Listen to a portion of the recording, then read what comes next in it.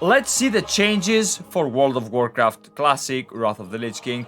Hopefully this will make me excited, and I will want to play Wrath of the Lich King more than I already do.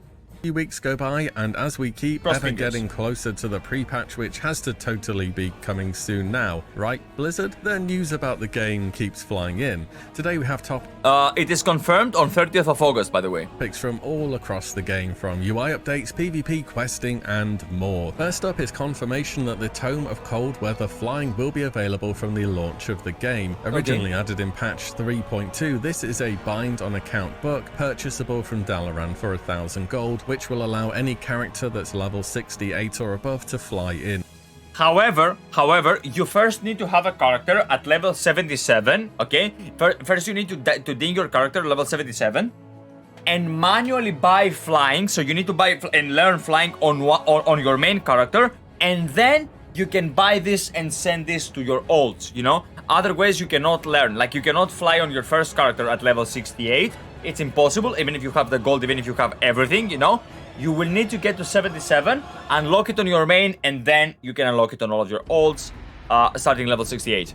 Northrend. This means after you've won character at level 80, you can, gold allowing of course, ensure that every ult you have thereafter will have the ability to fly from the moment they touch down on Northrend. There we go. I was questioning whether or not they would do this and wouldn't have been surprised if they dropped this in, say, during Ulduar perhaps, but to have it from day one is quite nice, albeit unexpected. I suppose once you've done the leveling journey from 70 to 80 once, flying is going to start seeming quite a bit more appealing. Oh, and of course we actually do have to run to dungeons this time, no LFD, so flying helps a little bit there too, I guess. I didn't think about this. That's true. Because like with the LFD system, you can just make the group, but you would have to go on the summoning stone, like over here, you know? And you would have to summon the group. So it's not like you can just ignore flying, you know? Like, if you could TP in and TP out, then yeah, you could ignore the flying, but now you cannot. That's a very good point. I didn't think about this. Also, it may seem expensive at 1,000 gold, but you're going to be making the majority or even more than that back during the leveling period itself. So I'd think of it more of an investment to save time rather than just a gold sink. Next up, Blizzard have added extra little bonuses to the end of zone quests in order to incentivize players to complete them. In Wrath of the Lich King Classic, certain quests will award emblems of heroism. These are the emblems that you would otherwise usually get from heroic dungeons. This change came You get emblems of heroes from every single boss on the heroic dungeons, on the heroic Wrath of the Lich King dungeons that you kill, you know, like you kill a boss, you get 2 emblems of heroism, or one. I don't remember if it's 1 or 2, you know?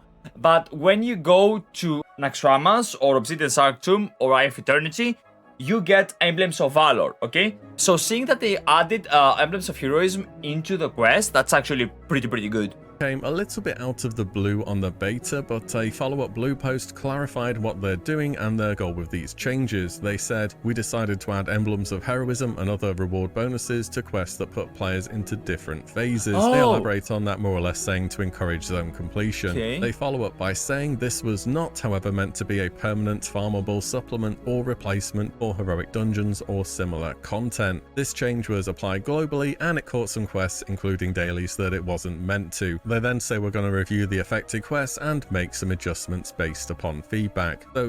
So what he's saying is that the Urgent Vanguard quests, bottom right in the map, these ones have a phasing phase. Like after you complete some of them, you will be phased, so other people will not be able to see you unless they have also completed those quests. So yeah, that's actually pretty good, you know, like every single quest that phases you will give you emblems of heroes. I guess that's a good way to start your journey at level 80. You know, you already just have some fucking emblems to spend, and yeah, that's pretty good. I like it. Enjoyers will have a small number of badges over those who take the more XP optimal routes to level cap. And honestly, it's not a big deal. It's an incentive, that's really it. If you wanted as many badges as possible, you'd take the fastest route to level 80 and then do a world tour of all the heroics the same day and every single day thereafter. You wouldn't try to finish up all the zones pre-80, that's for sure. As for how many badges total, around enough to get 1.5 items is the current thinking. Next, updates to the auction house. This literally cannot be bad, whatever they do, for real. 1.5 items is pretty decent in my opinion, though I will not obviously do all of this, you know, but it is a pretty decent thing to do, and the reason why I'm saying this is that you need to get your 2 set. Like most classes, I'm not saying that all classes want their 2 set. It's not ideal. It's not best in slot for every single class. But a lot of classes want their 2 set as soon as possible. It will also it will buff their damage by a significant margin. So I think that's actually pretty good, you know? Anything would be an improvement. And no, before you get thinking, it's not the retail auction house, unfortunately, but nevertheless, let's see what they're planning. First, they mentioned that I really hope they added. I'm okay. I'm pausing a lot. Okay, I will avoid pausing from this point onwards. But like, I would really like they implemented the new auction house. Like the new auction house is an improvement to the old auction house by a fucking milestone, you know? add-ons needing to fully scan are part of the problem. They say with patch 3.40, we'll be separating the throttles for add-ons and native UI so we can more directly target the behaviors that cause performance problems for other users. That will allow us to allow the native UI to be less impacted by misbehaving add-ons, and will mean that add-on authors are incentivized to make their add-ons more efficient, since the throttle is also tracked per account. Okay. But what I'm reading into that saying is when you search Frostweave cloth, hopefully the auction house won't say scanning page 1 of 50 anymore, and they will just pop up. That would already be a great improvement. Okay. Secondly, they mentioned since low unit price buyouts are the most common player desire, it opens up scam opportunities with low bid price on high buyout And items yeah. being sorted to the top. We've all been there, where you just fucking want to buy silk cloth, and it's like 1 gold, 1 gold, 1 gold, 1 gold. The first gold I'm mentioning is the bid piece, and the other one is the buyout piece. 1 gold, 1 gold, 1 gold. So you just buy, and the next one is 1 gold, 5,000 gold, and then you just bought this. You know. Now, I was always very, very careful, but I think I've bought a few overpriced items like this. You know, to the extent of not in the thousands of difference, but maybe double price or something.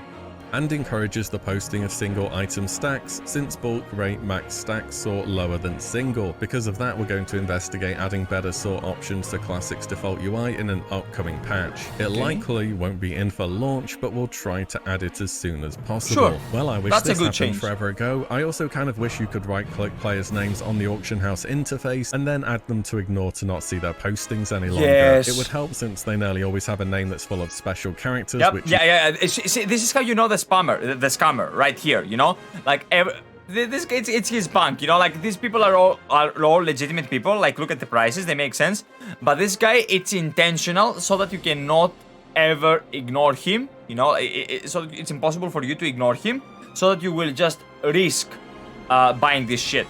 is difficult to type, or you would just be able to report them since they're almost certainly using automation to post all of those items and then take them down just before the auction ends. Now we have some PvP related stuff. So in original Wrath, BGs were changed to give experience. Alongside this, Blizzard added certain NPCs to the game where you could choose to turn off experience gains. And they are Players different. have created characters tailored to So the way this thing works is if you turn your experience off, you know, and when you turn your experience off, you have a separate queue. So like you would never play with a twink. Now what is a twink? Twink is someone that is X9. When I say X9, I mean 19, 29, 39, 49, 59. Like X9 when it comes to level, and he is like fully fully geared, you know, for his level, and he's just gonna whoop your ass, you know. So the way they would counter this is that they had twinks and normal players separately.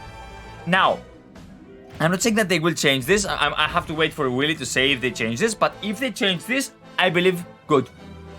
Good. Because, like, let people just whoop some ass in level 19. Like, 10 to 19, who gives a shit? 20 to 29, who gives a shit? So you get your ass whooped. It doesn't matter. By the time you are 30, you will never see this guy. By the time you're 38, you will never see this guy. Okay? The level 39 is farming you. By the time you hit 40, you won't see this guy again. You know? And you know why I'm saying this? Because if they keep two separate queues, I think that no one will level up via BGs. Whereas, even though it is unbalanced, what they are doing, I'm not saying they are doing it. I'm saying that if they do it, it will be very, very unbalanced, and the team with the most twinks is going to win. At least there will be BGs played, you know? Whereas if they are not, there will be no BGs played. So better, good. Create some friction between the community, okay? Let the guy just fucking farm you, and then you whisper him, and then you rage at his whispers, then you're like, you know, And then he's like, cry to me, baby. And then you're like, oh, screw this guy, I'm gonna level up and I will show him. And then you level up and then you never show him because you're out of his level range, so he gives a shit.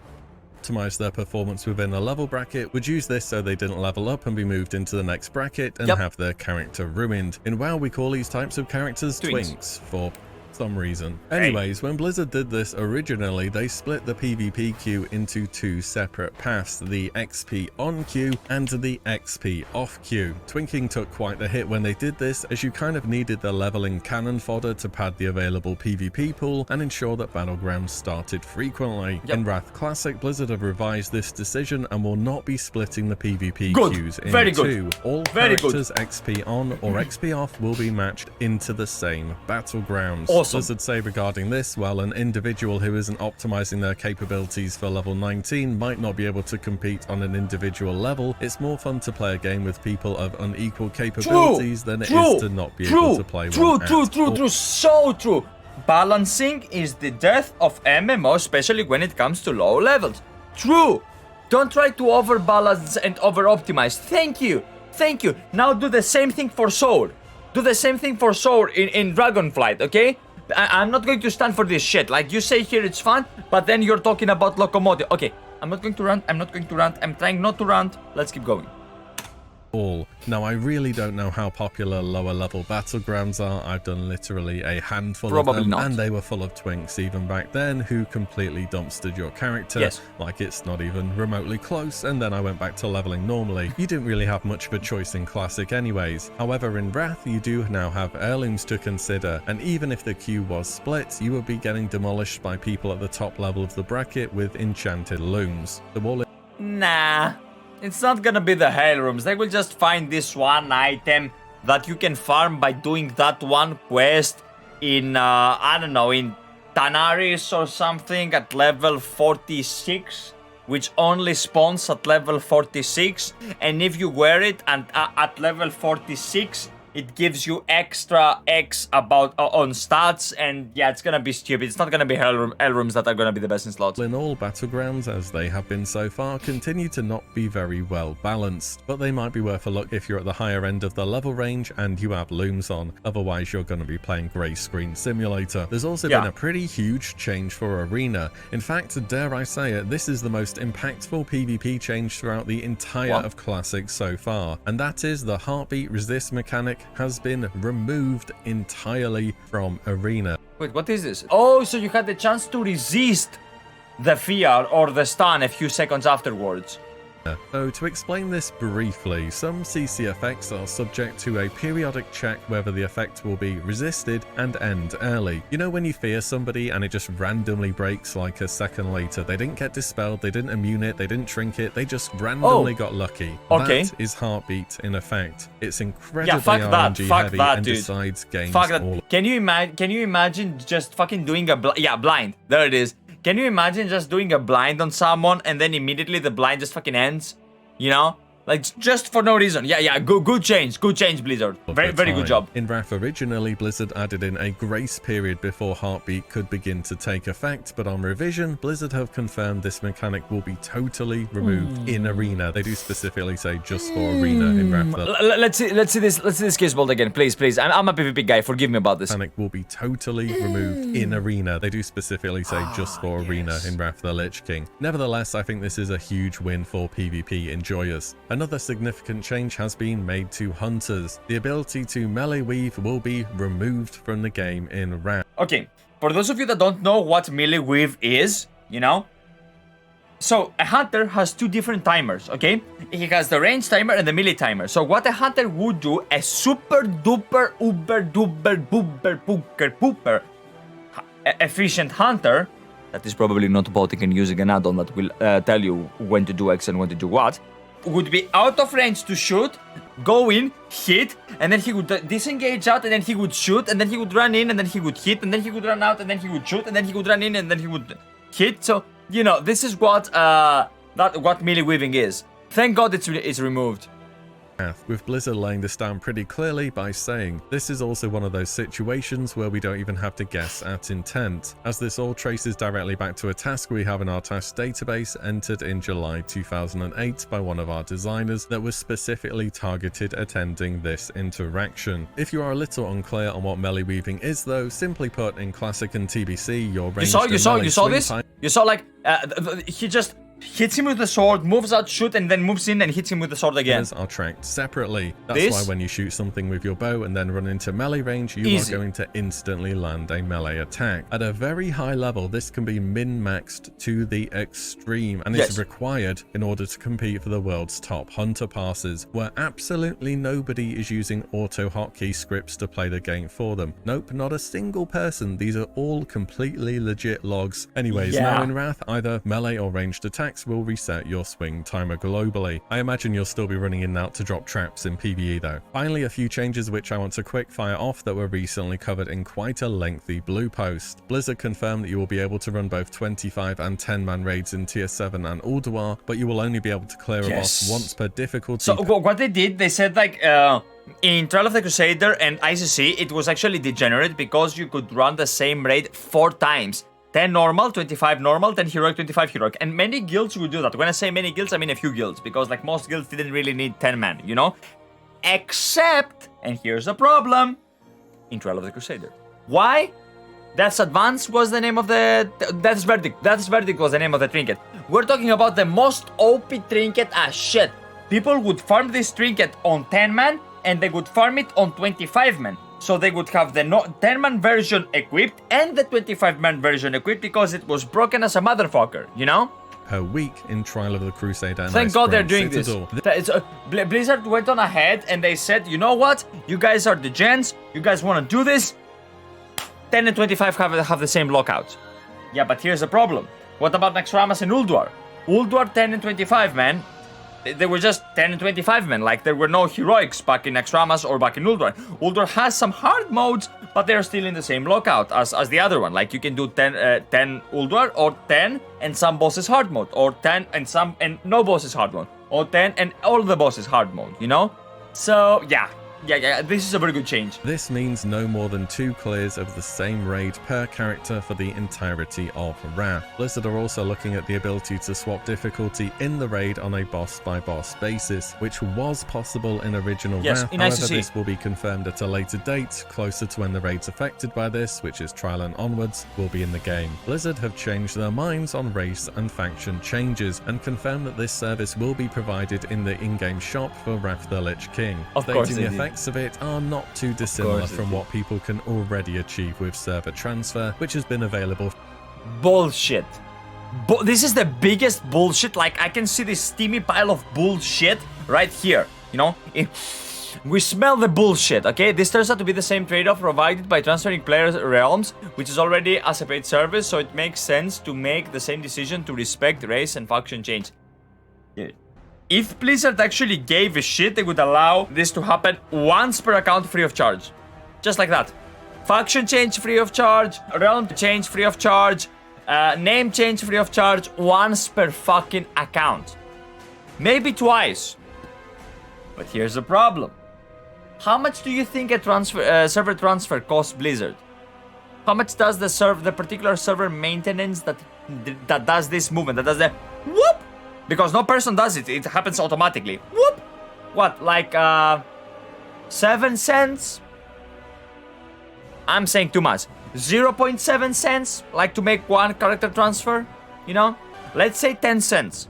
How much is a character transfer? 20 or 15? You do the math about how much profit is happening there. Said it before, I'll say it again. Bobby needs a new ship, boys! For a long time now. They also say we'll work on it for an upcoming patch, which reads to me as if it's not in from launch, which is kind of when it would be most useful for. Nevertheless, you will be able to take advantage. It will be the most useful in the start of the patch, but yeah, fuck anything that has to do with money. Fuck monetization.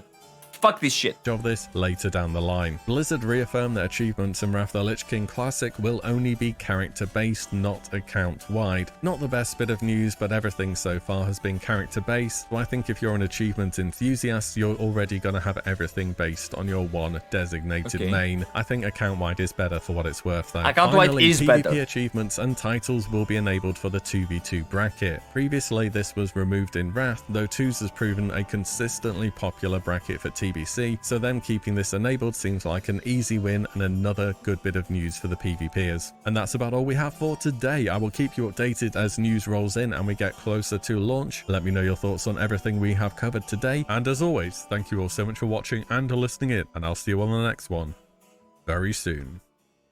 Thank you for making this video, WillE. Like, I've been a long fan of your content for a long ass fucking time ago. Like, we've never interacted. You'll probably never watch this video that I will post. Like, I'll probably, post a react video on YouTube or something, But, guys, give this guy a like. I'm gonna give this guy a like myself. This guy's a fucking amazing YouTube content creator. And for every single thing regarding Classic, this is your guy.